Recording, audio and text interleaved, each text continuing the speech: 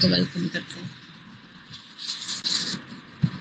پریز دی lord. خداوند آپ سب کو بڑی برکت دے اور اپنے نام کے جلال کے لیے خداوند آپ کو کثرت سے استعمال کرے۔ خداوند کی شکر گزاری کرتے ہیں اس خوبصورت اور نئے دن کے لیے جو خداوند نے ہماری زندگی میں بخش رکھا ہے۔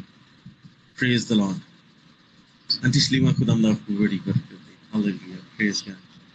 اور اسی کے ساتھ میری عزیزو، آج جب میں سوچ رہا تھا کہ میں خداوند کے کلام میں سے کیا شیئر کروں، خدا کے لوگوں تک میں کیا پہنچاؤں، تو پھر میرے ذہن میں جو آج کل کے حالات چل رہے ہیں وہ سبھی میرے ذہن میں آ رہے تھے، اور میں سوچ رہا تھا کہ ایسے عالم میں کہ جب ہر طرف دشمن کا دورہ ہے، جب جنگ و جدل ہر طرف دکھائی دیتی ہے، جب ہم یقینی طور پر اپنی حفاظت اور نگہبانی چاہتے ہیں، اس وقت میں مجھے اور آپ کو کیا یاد رکھنا ہے؟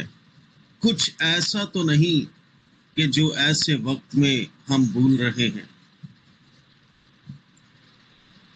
تو میری چیزوں، آج کا جو ہمارا ٹاپک ہے جس کے اوپر ہم تھوڑی دیر کے لیے بات کریں گے وہ یہ ہے، زندگی کے ہر لمحہ میں جو ہمیں یاد رکھنا ہے وہ کیا ہے۔ آئیے ہم اسی کے لیے خداوند کے زندہ پاک کلام میں سے اپنی ہدایت کے لیے ایک حوالہ پڑھیں گے، جو کہ ہے مرکز رسول کی انجیل، اس کا 12 باب اور اس کی 13 آیت سے 17 آیت تک ہم خداوند کے کلام میں سے پڑھیں گے۔ مرکز کی انجیل 12 باب 13 آیت سے 17 آیت تک ہم پڑھیں گے۔ خداوند کے کلام میں یوں لکھا ہے، مرکز کی انجیل 12 باب 13 آیت سے 17 آیت سے۔ پھر انہوں نے بعض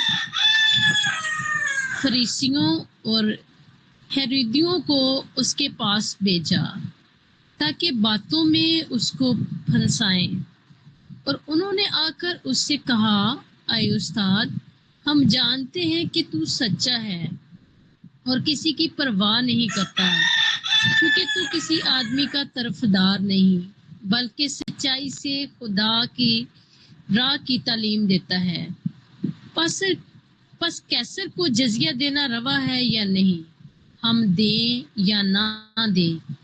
اس نے ان کی ریاکاری معلوم کر کے ان سے کہا، تم مجھے کیوں آزماتے ہو؟ میرے پاس ایک دینار لاؤ تاکہ میں دیکھوں۔ وہ لے آئے۔ اس نے ان سے کہا، یہ صورت اور نام کس کا ہے؟ انہوں نے اس سے کہا، کیسر کا۔ یسوع نے ان سے کہا، جو کیسر کا ہے کیسر کو، اور جو خدا کا ہے خدا کو ادا کرو۔ وہ اس پر بڑا تعجب کرنے لگے۔ خداوند کے کلام کے پڑھے جانے کے لیے خداوند کا شکر۔ آمین آمین آمین آمین۔ پریز دی لارڈ، ہاللیلویا۔ خداوند کی شکر گزاری۔ میری عزیزو، کلام کا جو حصہ آپ کے سامنے پڑھا گیا ہے، بڑی خوبصورتی سے اس بات کو صاف اور واضح انداز میں بیان کیا گیا ہے جس کو شاید ان حالات اور ان واقعات میں ہم بھول رہے ہیں۔ اور یہ واقعہ اس وقت کا ہے جب میرے اور آپ کے آقا خداوند یسوع المسیح اس روئے زمین پر موجود تھے۔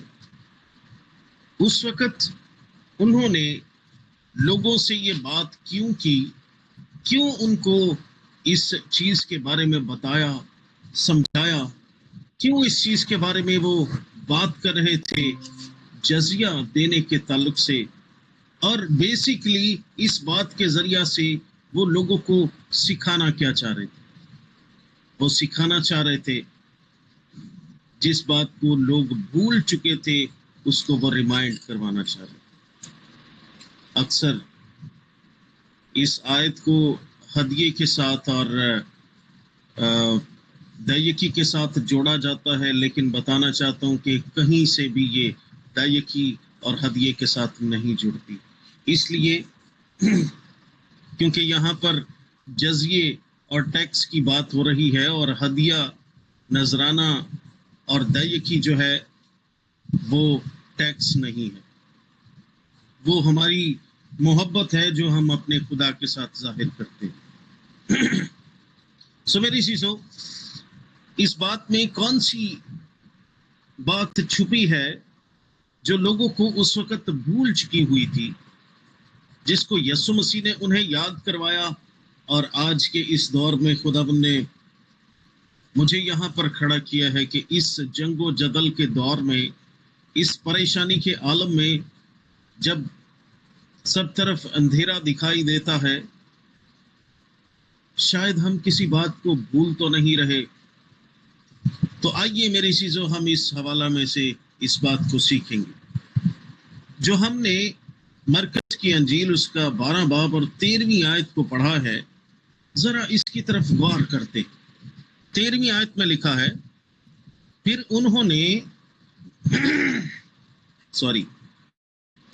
نے بعض فریسیوں اور ہیرودیوں کو اس کے پاس بھیجا تاکہ باتوں میں اس کو پھنسائیں۔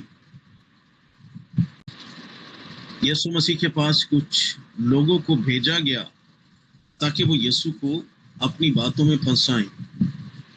دراصل اگر غور کریں تو یہ کام پھنسانے کا جو ہے یہ کس کا ہے؟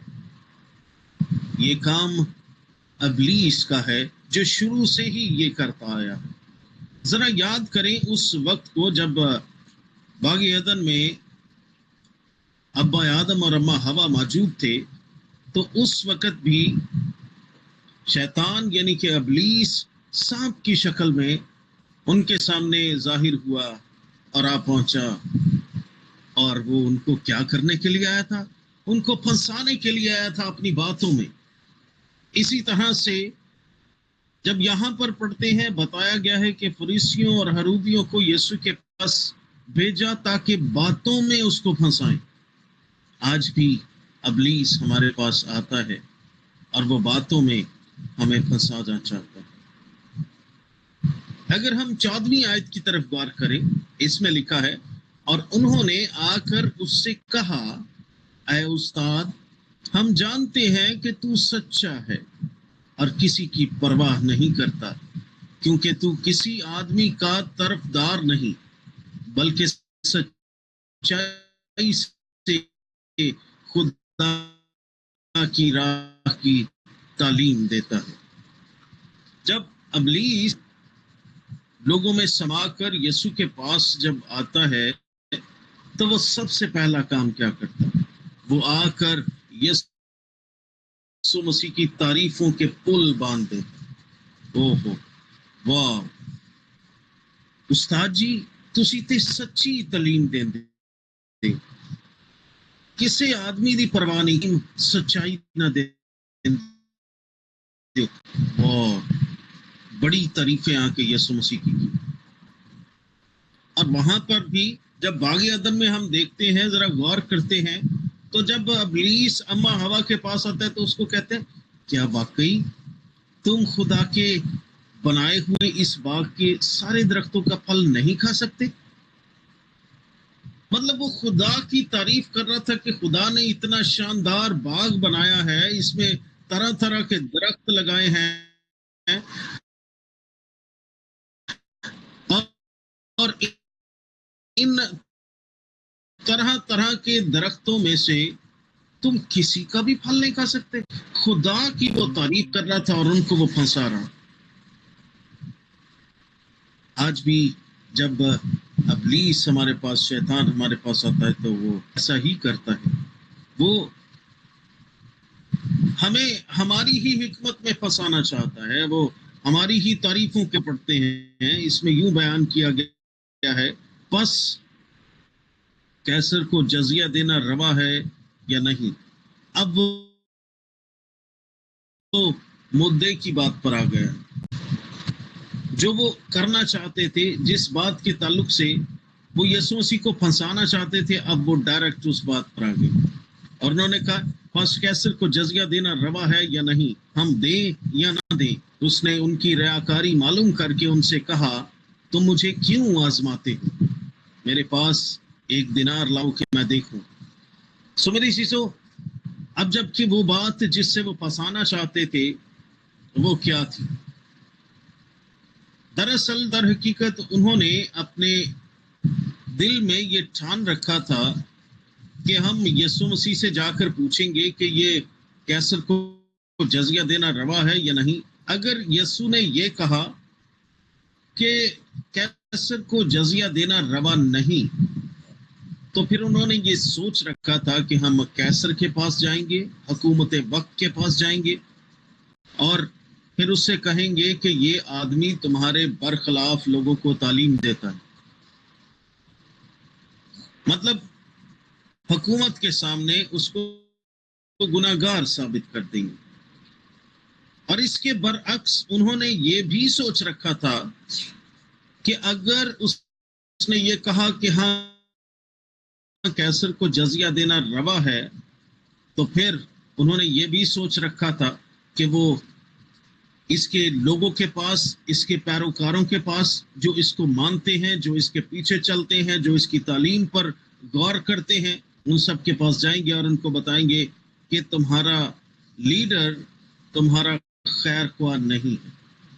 पहले ही हुकूमत तुमसे इतने टैक्स लेती है, अब ये कहता है कि और टैक्स दे।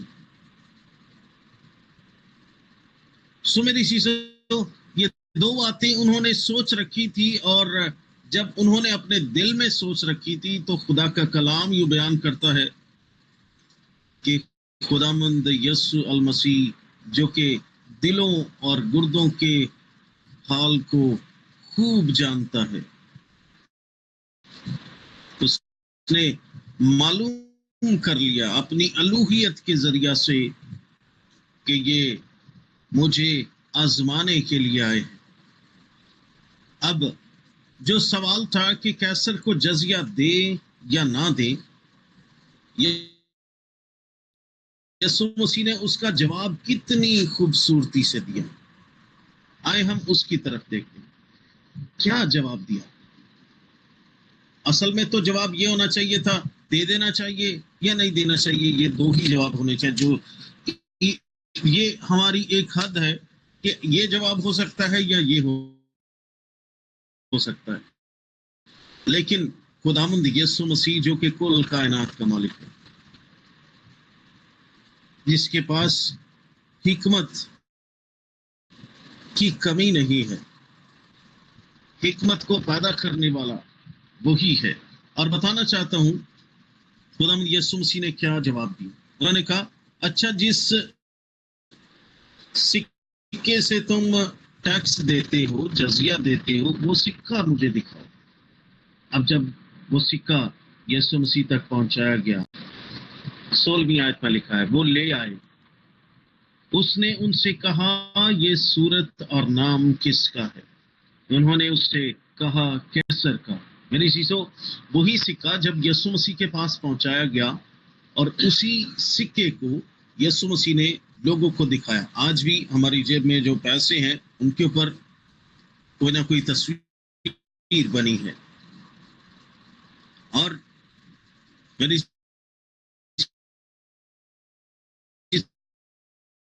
जो बताना चाहता हूं कि उस वक्त का जो सिक्का था उसके ऊपर भी नहीं थी। और लोगों से जब पूछा गया कि इसके ऊपर किसकी तस्वीर है, तो लोगों ने ये कहा कि इसके ऊपर कैसर की तस्वीर है। तो मेरे और आपके आका ने बड़ी खूबसूरती से बयान किया और यूं फरमाया कि जो कैसर का है वो कैसर को, और जो खुदा का है वो खुदा को।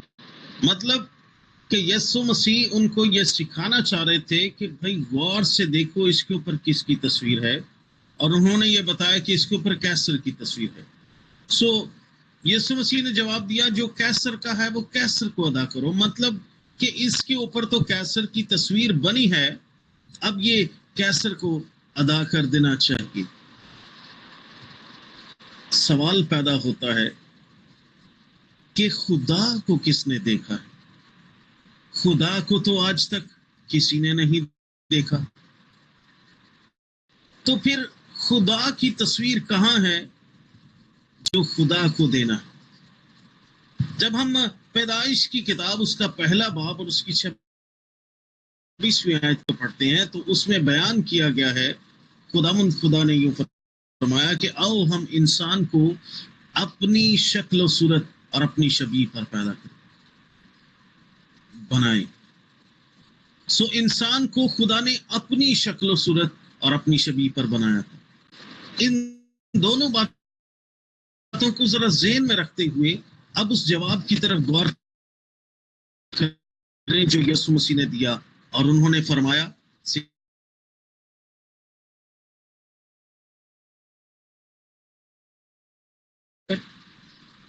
اس کے اوپر کس کی تصویر ہے؟ انہوں نے کہا کیسر کی۔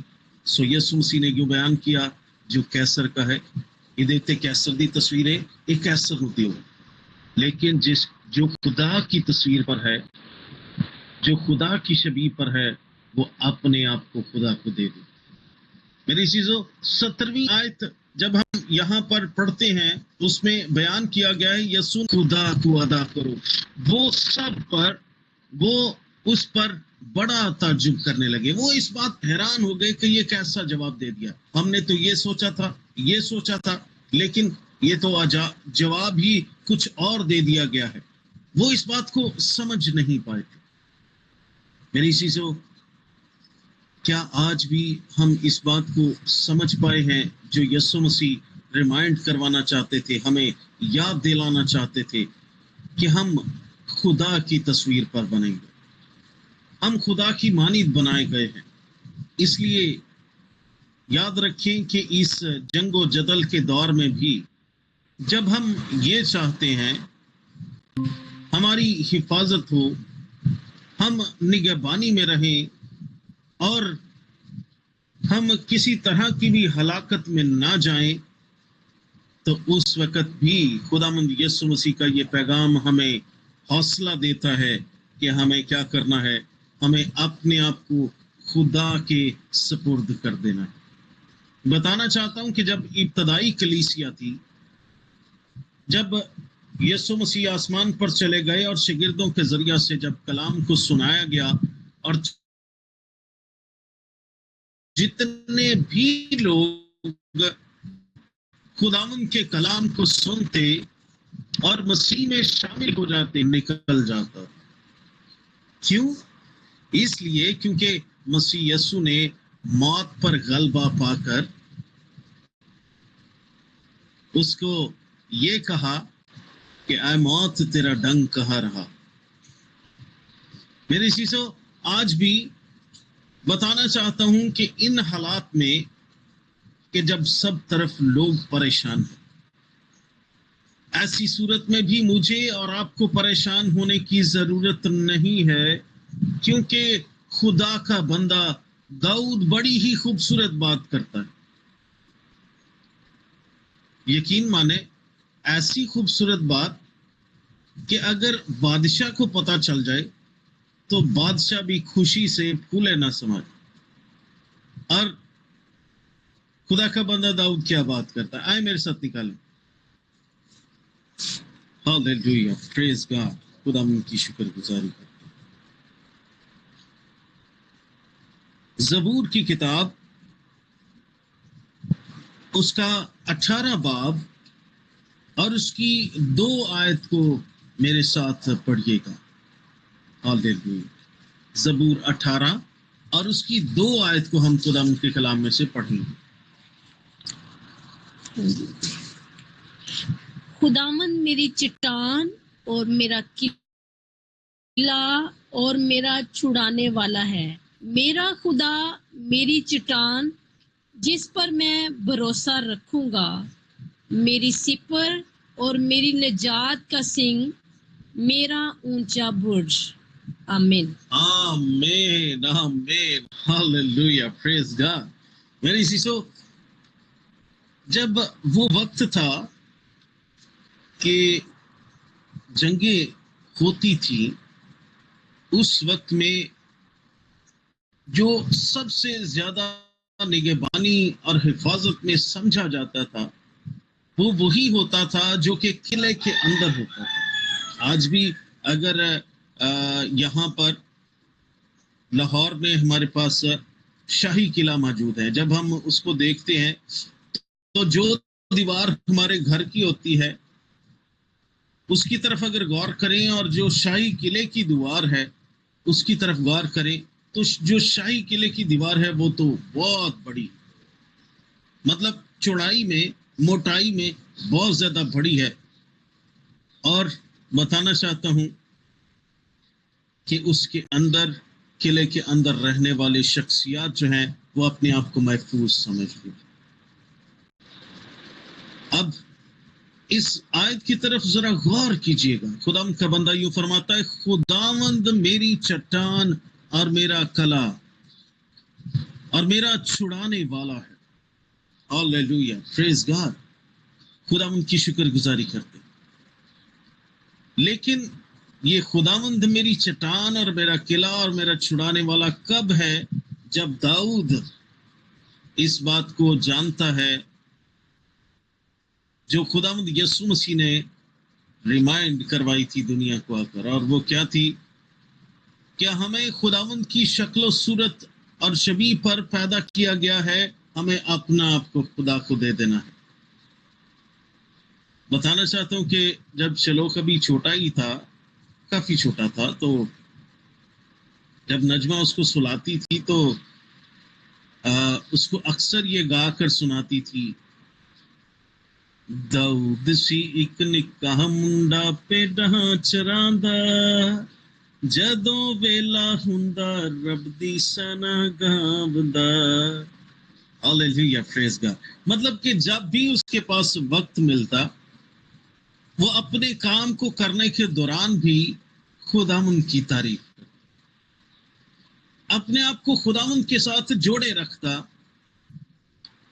اور خداوند کے ساتھ اتنی اٹیچمنٹ ہونے کے بعد بتانا چاہتا ہوں کہ اسی خدا نے جس نے زمین اور آسمان کو پیدا کیا، جس نے مجھے اور آپ کو بنایا ہے، جو ہماری سانسوں کا مالک ہے، وہی خدا داؤد کے بارے میں یوں فرماتا ہے، یہ بندہ میری مرضی کے مطابق مل گیا. اور جب وہ بندہ اس کی مرضی کے مطابق مل گیا ہے، اب وہ بے خوف و خطر ہے.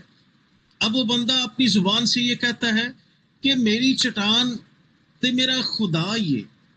اب وہ یہ کہتا ہے کہ میرا قلعہ میرا خدا ہے. اب وہ یہ کہتا ہے کہ میرا چھڑانے والا میرا خدا ہے. اب وہ یہ کہتا ہے کہ میری چٹان جس پر میں بھروسہ رکھتا ہوں وہ میرا خدا ہے.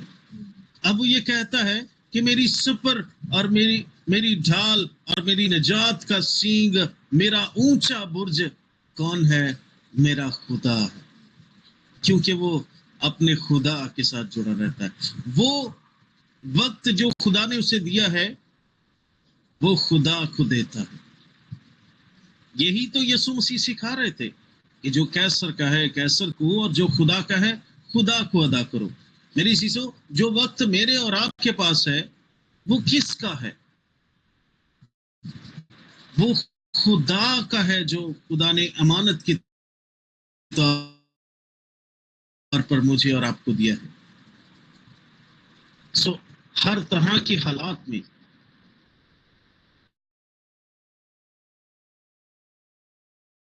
وہ جو خدا کا ہے، اگر اپنی طرف ہم غور کریں تو ہماری روح کیا ہماری اپنی ہے؟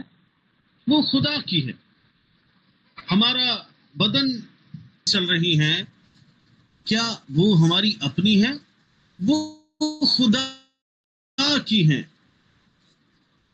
تو یسوع مسیح یہی تو سکھانا چاہ رہے تھے کہ جو خدا کا ہے وہ خدا کو ادا کرو.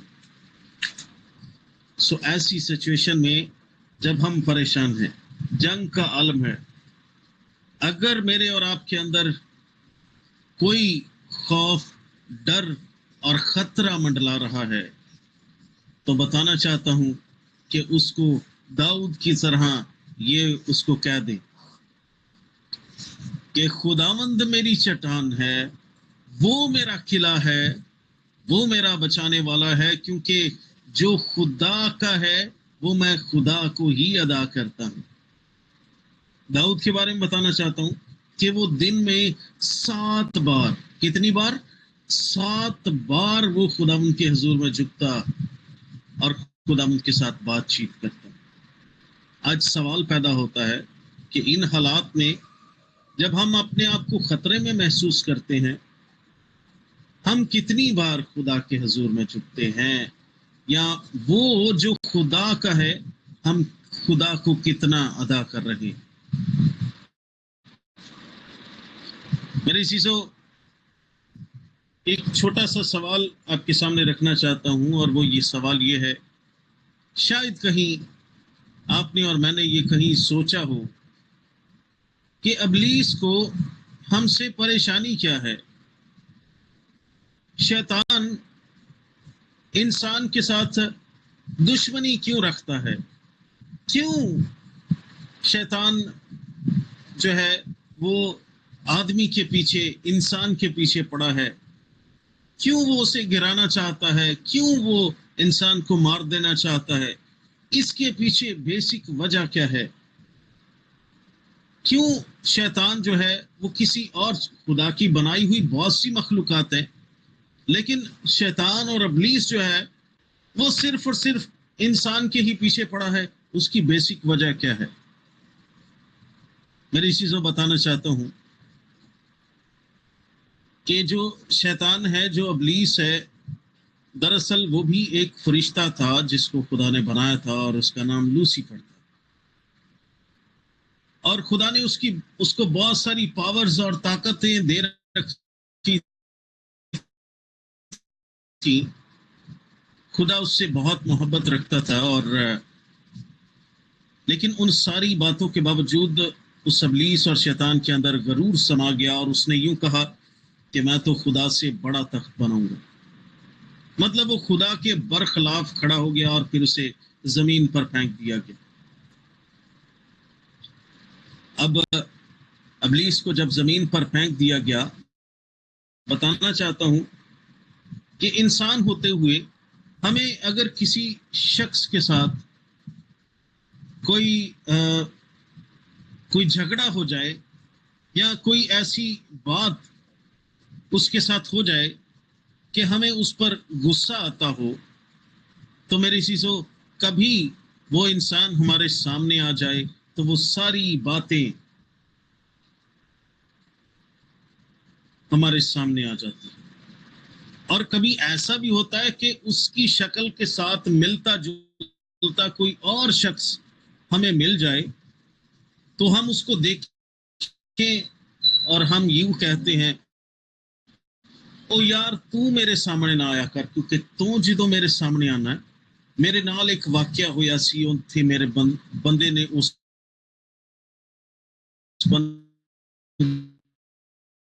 نے میرے نال بہت دھوکا فراڈ کیتا، مجھے نقصان پہنچایا تھا۔ تو جب تم میرے سامنے آتے ہو، میں آتے ہوئے بھی ہم اس سے ایک طرح کی نفرت رکھتے ہیں، ایک طرح کا اس سے دوری بنائے رکھتے ہیں۔ اسی طرح سے میری چیزوں، شیطان اور ابلیس جو ہے جب وہ انسان کو دیکھتا ہے، جب وہ مجھے اور آپ کو دیکھتا ہے، تو میری چیزوں بتانا چاہتا ہوں کہ مجھ میں اور آپ میں شیطان کو خدا دکھائی دیتا ہے، اور وہ خدا کے ساتھ دشمنی نکالنے کے لیے وہ میرے اور آپ کے اوپر جبر کرتا ہے، وہ مجھے اور آپ کو پریشان کرتا ہے، وہ مجھے اور آپ کو آزمائشوں میں لے کر آتا ہے۔ ہمیں اس لیے وہ پریشان کرتا ہے تاکہ ہم تھک کر ہار مان لیں۔ لیکن میری چیزوں بتانا چاہتا ہوں کہ خداوند یسوع مسیح نے ہمیں یہ سکھایا،